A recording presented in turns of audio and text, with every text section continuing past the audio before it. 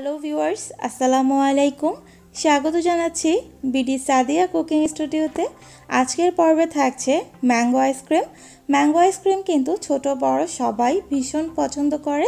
আর এখন কিন্তু আমের সিজন, বাজারে কিন্তু প্রচুর আম পাওয়া যাচ্ছে, তাই আপনারা কিন্তু খুব সহজেই ম্যাঙ্গো আইসক্রিমটা তৈরি করে নিতে পারেন।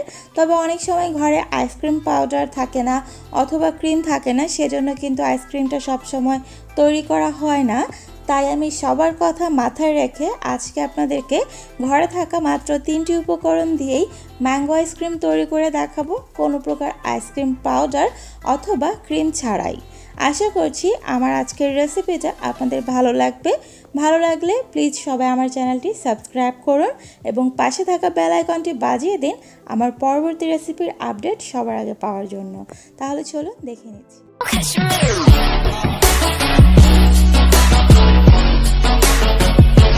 ম্যাঙ্গো আইসক্রিম তৈরির জন্য প্রথমে আমি একটা ব্লেন্ডারের জগে দিয়ে দিচ্ছি 1 কাপ পরিমাণ লিকুইড দুধ। 3 কাপ পরিমাণ দুধকে আমি জাল করে ঘন করে নিয়েছি 1 কাপ করে।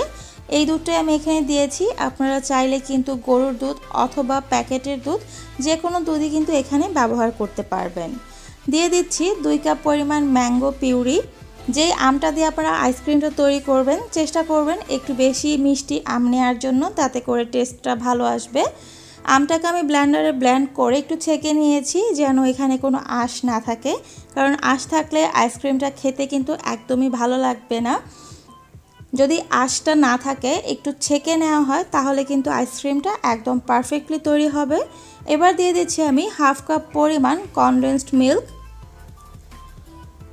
কনডেন্সড মিল্ক দিয়ে এখন আমি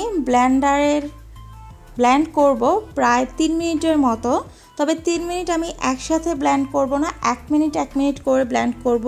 মানে 1 মিনিট আমি ব্লেন্ডারটা অন করে রাখবো, তারপর অফ করে আমি আবার অন করব 1 মিনিট, এরকমভাবে আমি 3 মিনিট ব্লেন্ড করব। কারণ অনেকেই হয়তো আপনারা জানেন যে একসাথে অনেকক্ষণ যদি ব্লেন্ডার চালিয়ে রাখা হয় তাহলে কিন্তু ব্লেন্ডার নষ্ট হয়ে যাওয়ার চান্স থাকে অনেক বেশি।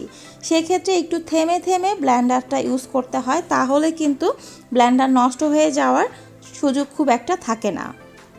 3 মিনিট পর আমি এটা নামিয়ে নিয়েছি। চামচ দিয়ে তুলে দেখাচ্ছি যে এটা কিন্তু স্মুথ হয়েছে অনেক বেশি।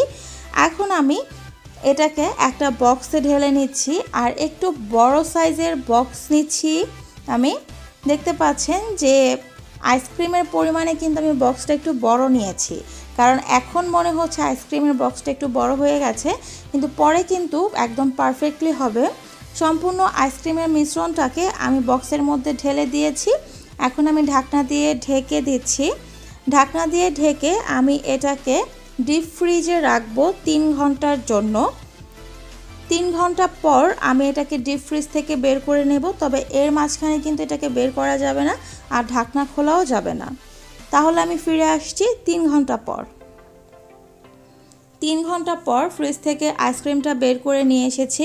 দেখতে পাচ্ছেন 3 ঘন্টায় কিন্তু আইসক্রিমটা বরফ হয়েছে, কিন্তু একেবারে বরফ হয়ে শক্ত হয়ে যায়নি। কিছুটা বরফ হয়েছে, কিছুটা নরম রয়েছে, এরকমভাবেই কিন্তু হয়েছে। এখন আমি সবগুলোকে একটু ভেঙে দিচ্ছি, যেখানে একটু শক্ত বরফ জমে গেছে এই জায়গাগুলো আমি একটু আলতো হাতে ভেঙে দিচ্ছি। ভেঙে আমি এখানে আবারও ব্লেন্ডারের জগ নিয়েছি। জগের মধ্যে আবারও আমি আইসক্রিমের মিশ্রণটা সম্পূর্ণ দিয়ে এবার আমি ব্লেন্ড করে নেব 4 মিনিটের মতো।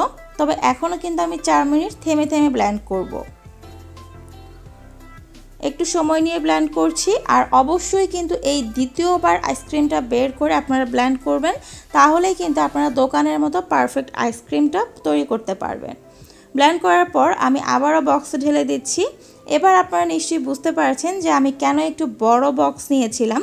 বক্সটা কিন্তু এখন ব্লেন্ড করার পর সম্পূর্ণটা ভরে গেছে, কারণ এখন কিন্তু আইসক্রিমটা অনেকটা ফুলে উঠেছে, অনেকটা ফ্লপি এই টাইপ হয়েছে। এখন আমি আবারও ঢাকনা দিয়ে ঢেকে দিচ্ছি। এখন আমি সারা রাতটাকে ফ্রিজে রাখবো, অথবা কমপক্ষে 8 ঘন্টা। আমি সারা রাত আইসক্রিমটাকে ফ্রিজে রেখেছিলাম। সারা রাত পর আমি আইসক্রিমটা বের করে নিয়েছি। তবে বের করে আমি আরও 3-4 মিনিট নিচে নামিয়ে রেখেছিলাম যেন একটুখানি নরম হয়, আমার যেন এটা ঢালতে সুবিধা হয় সেই জন্য। দেখতে পাচ্ছেন একটু কিন্তু নরম হয়ে গেছে। এখন আমি একটা বাটির ভেতরে আইসক্রিমটা সম্পূর্ণ ঢেলে নিচ্ছি। একটু নরম করে নেওয়ার ফলে কিন্তু আইসক্রিমটা খুব সহজেই কিন্তু বের হয়ে যাচ্ছে। একদম শক্ত অবস্থায় কিন্তু এটা বের করতে একটু সমস্যা হবে। তো সেক্ষেত্রে আপনারা 1-2 মিনিট এটাকে বাইরে রাখতে পারেন।